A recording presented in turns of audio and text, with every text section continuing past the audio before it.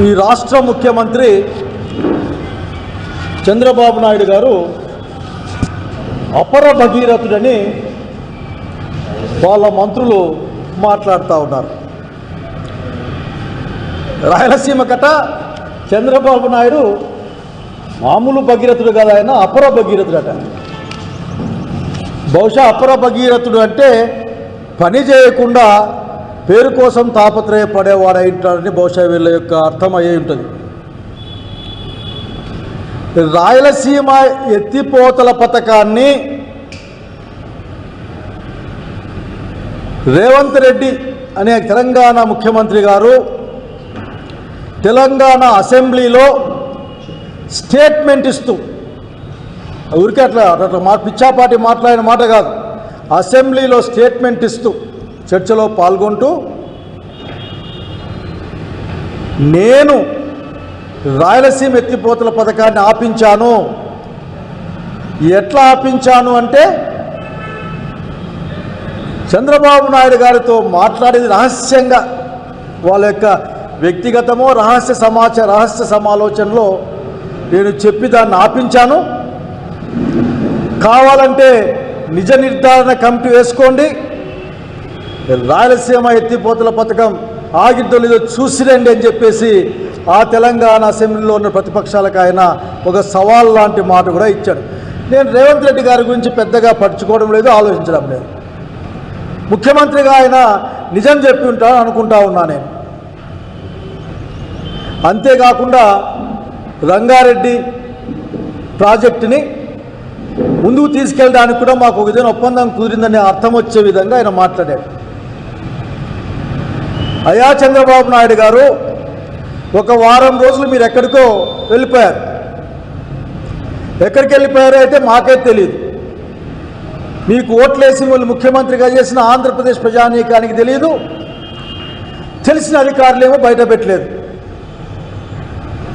Okay, మీరు సొంత పని మీద పోయారని చెప్తా ఉన్నారు. రాజ్యాంగం పైన ప్రమాణం చేసిన ఒక ముఖ్యమంత్రికి సొంతం అంటూ ఏదో ఉంటుందని నమ్మను. దానికి తగిన విధంగా అనుమతులు పొందే పోవాలి.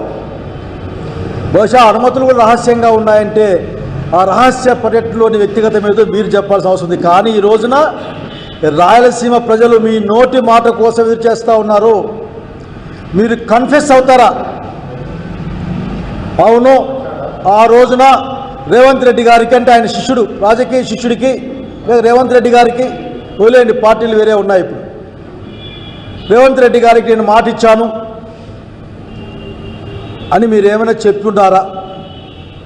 లేకపోతే ఆ రంగారెడ్డి ప్రాజెక్ట్ని తీసుకెళ్ళడానికి ముందుకు ఎత్తిపోతల పథకాన్ని 800 అడుగుల నుంచి తీసుకెళ్ళడానికి ఒప్పుకున్నామనే విధంగా ఆయన మాట్లాడుతూ ఉన్నారు. మీ దగ్గర నుంచి, మీ నోట్లో నుంచి ఆ మాటల కోసం ఎదురు చూస్తాను ఆంధ్రప్రదేశ్ రాష్ట్రం, ముఖ్యంగా రాయలసీమ ప్రజలు. మీ వాళ్ళేమో మీరు అపర భగీరథుడు. బాగుంది, నాకు మీ భగీరథత్వం నాకు బాగా గుర్తుకుంది ఇప్పటికి కూడా. ఇదే అనంతపురం జిల్లాకి హంద్రీనీవా రావాల్సి వస్తే 40 టీఎంసీలతో ప్రాజెక్టు మొదలైతే దాన్ని కేవలం 5 టీఎంసీల తాగునీటి ప్రాజెక్టుగా మార్చి 2 సార్లు ఆత్మకూరు మండలంలోనూ పురవపట్టు దగ్గర 2 సార్లు శిలా ఫలకం వేసిపోయిన గొప్ప భగీరథుడు మీరు. మర్చిపోలే. పైగా మీరు చాలా వేల కోట్లు ఖర్చు పెట్టారట. కానీ జనం ఏం మాట్లాడుకుంటా ఉన్నారంటే నీళ్ళు వదిలే ముందు పదులు పనిపెట్టి వేల కోట్ల రూపాయలు ఎక్కడికో చేరిపోయినాయని అడుగుతూ ఉన్నారు. సమాధానం మీరు చెప్పాలా? బహుశా భగీరథుడు అన్ని పనులు చేశాడేమో. నాకు తెలిసి భగీరథుడు ఏదో వాళ్ళ పూర్వీకుల యాషెస్ మీద గంగను పంపించినట్లు చదువుకున్నాం, చెప్తే విన్నాం. మీరు మీ వాళ్ళ యొక్క నాసిరకం పనులపైన హంద్రీనీవా నీళ్లు పంపించారని ప్రజలు మాట్లాడుకుంటా ఉన్నారు. ఊరకనే ఏదో తెలంగాణ ముఖ్యమంత్రి రాజకీయ లబ్ధి కోసం మాట్లాడారట.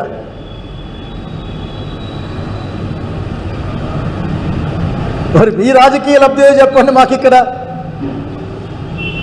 మీరు ఏదో కారణం రీత్యా వారం రోజులు ఎక్కడికో పోయినా, ఇదే విదేశాలకో లేకుంటే ఇదే రాష్ట్రంలో నాకైతే తెలియదు, కానీ ఆయన కనిపించకుండా పోయిన ముఖ్యమంత్రి గారి కోసం మాట్లాడుతూ మీరు రాయలసీమ మొత్తం చంద్రబాబు నాయుడు వల్లనే నీళ్ళు వచ్చినాయని మీకు నోరెట్లొస్తుంది? రాయలసీమ గురించి మాట్లాడే ఏ హక్కైనా మీరు కలిగి ఉన్నారా? నిట్ట నిలువున ముంచుతున్నవాడు, ముంచినవాడు, రాయలసీమను నాశనం చేస్తున్నవాడు చంద్రబాబు నాయుడు కాదా అన్న విషయాన్ని మీరు సమాధానం చెప్పుకునే రోజున వస్తుంది ఈ రాయలసీమ గడ్డ మీద. ప్రతి ఎకరాకు నీళ్ళు ఇవ్వడమే చంద్రబాబు నాయుడు గారి యొక్క లక్ష్యం. అదేది కళ అట, అది బహుశా కళ పడుకొని అంటారు. ఇంతవరకు ఒక్క ఎకరాకి ఇచ్చారా చెప్పగలుగుతా ఉన్నా. ఆ రోజున నీళ్ళు నడిపించుకొని వచ్చాం, మీరు ఒక్క ఎకరాకి ఇవ్వలే. కానీ మీరు చెప్పుకునే మాటలు మాత్రం చాలా గొప్పగా కనిపిస్తూ ఉన్నాయి. దయచేసి చంద్రబాబు నాయుడు గారిని అడగండి, జీడిపల్లి నుంచి కిందికి, కింది నుంచి పైకి తీసుకెళ్ళడం కాదు, ఒక్క ఎకరాకైనా నీళ్ళు ఇచ్చారా? పిల్ల కాలువలు తవ్వారా? కేవలం కాంట్రాక్టర్లకి డబుల్ ట్రిపుల్ రేట్లు పెంచి డబ్బులు ఇవ్వడం తప్ప అప్పనంగా మీ వాళ్ళకి డబ్బులు ఇచ్చి తద్వారా లాభం పొందాలనే ఒక మాట వినిపిస్తూ ఉంది. ఆ మాట తప్ప ఏమైనా చేశారా మీరు అడుగుతూ ఉన్నాం. అడిగిన దానికి సమాధానం చెప్పరు. పాపం నందమూరి తారక రామారావు సీనియర్ గారి మళ్ళీ లాక్కేస్తారు.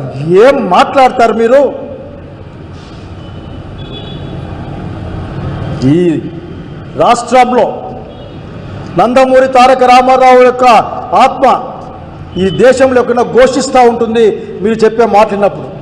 అతని చావుకు పరోక్షంగా కానీ మానసికంగా అతని చావుకు కారణమైన మీరు, అతని గాలేరు నగరి పూర్తి అయిందా? వెలుగొండ పూర్తి అయిందా? హంద్రిని మీరేమన్నా చేశారా? హేళన చేశారు మీరు ఆ రోజున. ఇది సాధ్యం కాదని. కనుక చంద్రబాబు నాయుడు రాయలసీమ నీళ్ళ గురించి తక్కువ మాట్లాడుకుంటే మీకే మంచిదని తెలియజేస్తూ ఉన్నాం. వీఆర్ డిమాండింగ్ మిమ్మల్ని కూడా, రాయలసీమలో ఉన్న అందరు ప్రజాప్రతినిధుల్ని నేను అడుగుతా ఉన్నా, మీరెందుకు నిలదీయరు చంద్రబాబు నాయుడిని? నిలదీయండి. నిలదీయని చేత కాకపోతే రాయలసీమ ప్రజల ముందు లెంపలేసుకొని మా చేత కాదు, హైకోర్టు తీసుకుపోయినా మేమేం చేయలేం, అనంతపురం జిల్లా నుంచి ఎయిమ్స్ని తీసుకెళ్ళినా, పెద్ద ఆసుపత్రిని తీసుకెళ్ళినా మేమేం చేయలేం, కడప నుంచి గ్రామీణ బ్యాంకుని తీసుకెళ్ళినా మేమేమి చేయలేం, అట్లాగే ఉక్కు ఫ్యాక్టరీ కడపలో రాకుండా ప్రయత్నాలు చేసినా మేమేం చేయలేం, ఏమీ చేయలేమని చెప్పేసి రాయలసీమ ప్రజానీకం ముందు లెంపలేసుకొని ఆ మంత్రి పదవిలో గింతి పదవిలో దిగిపోండి. ఈ మధ్యకాలంలో చూస్తూ ఉన్నాం, మంత్రివర్గంలో కూర్చొని నవ్వుకొని బయటకు వచ్చి ఏడ్చి మళ్ళీ మంత్రి దగ్గరికి పోయే బ్యాచ్ని చూస్తూ ఉన్నాం మీ మంత్రివర్గాల్లో. అసలు విషయం మాట్లాడండి. ఈ రోజున రేవంత్ రెడ్డి గారు తెలంగాణ ముఖ్యమంత్రి ఆ రాష్ట్ర అసెంబ్లీలో చెప్పిన మాటకి మీ స్పందన ఏంది? డైరెక్ట్గా he mention the name Andhra Pradesh ముఖ్యమంత్రి, మా రాష్ట్ర ముఖ్యమంత్రి చంద్రబాబు నాయుడు గారు రేవంత్ రెడ్డి గారి యొక్క కోరిక కోసం ఆయన గౌరవించి రాయలసీమ ఎత్తిపోతల పథకాన్ని మానేశారు అని ఆయన ప్రకటించారు. ఆయన సమాధానం చెప్పాలి. ఈ రోజున కన్వీనియంట్గా మర్చిపోతే ఇబ్బంది. ఏమైనా మాట్లాడితే మీరు చెప్పే మాట నవ్వులాట చాలా హాస్యాస్పదంగా కనిపిస్తాయి. ఏం ఆడలేక ఏదో మధ్యలో ఓడన్నట్లు నిలదీయండి. మీరు ఒక్కటి చెప్పుకోదక్క ఒక్కటి మీరు తెచ్చారా? ఏ మంత్రి అయినా ఏమైనా తెచ్చారు జిల్లాకు? కనుక ఈరోజు మరొకసారి చెప్తా ఉన్నాం, నీటిపైన చంద్రబాబు నాయుడు గారికి అవగాహన కాదు, ఆసక్తి కూడా ఉండదనే సంగతి గుర్తు చేస్తా ఉన్నా. పోతిరెడ్డిపాడు హెడ్ రెగ్యులేటర్లో 44,000 క్యూసెక్కులు పైన పోవాలంటే ఎంత ఎత్తులో పెట్టాలో తెలీదా మీకు? 880 అడుగులు శ్రీశైలంలో ఉంటే దాదాపు 44,000 క్యూసెక్కుల్ని తరలించుకునే అవకాశం ఉంటుంది. అదే 854 దిగిందంటే కేవలం 7,000 క్యూసెక్కులు వస్తాయి. అంతకంటే కిందికి పోతే 2,000 క్యూసెక్కులు మాత్రమే వస్తాయి. ఆ మాత్రం తెలివితేటలు లేవా మీకు? ఇప్పటికే తెలంగాణ ప్రభుత్వం 800 దగ్గర నుంచి నీళ్లు డ్రా చేయడం కోసం డిండి ప్రాజెక్టుకి కానీ రంగారెడ్డి ప్రాజెక్టుకి కానీ వాళ్ళు ఇప్పటికే అనుమతులు తీసుకోలేకపోయినా పనులు చేస్తూ ఉంటే కనీసం మాట్లాడలేదే. గ్రీన్ ట్రిబ్యునల్లో ఎవరు కేసు వేయించారు? ఆ రోజున రాయలసీమ లిఫ్ట్ ఇరిగేషన్ మొదలై అమల్లోకి వస్తే, రాయలసీమ సస్యశ్యామలంగా మారితే, అన్ని ప్రాజెక్టులకు నీళ్లు పుష్కలంగా ఇంక్లూడింగ్ చెన్నై డ్రింకింగ్ స్కీమ్ కూడా నీళ్లు సక్రమంగా పోతే, మీకు రాజకీయంగా మనగడ ఉండదని వార్తలు వస్తానే కనుక్కున్నాం. నిన్న అక్కడ వేసిన వాళ్ళు మీ వాళ్ళే అని అనుమానాలు ఉన్నాయి, మీ వాళ్ళే అని జనాలు చెప్తా ఉన్నారు కాదా?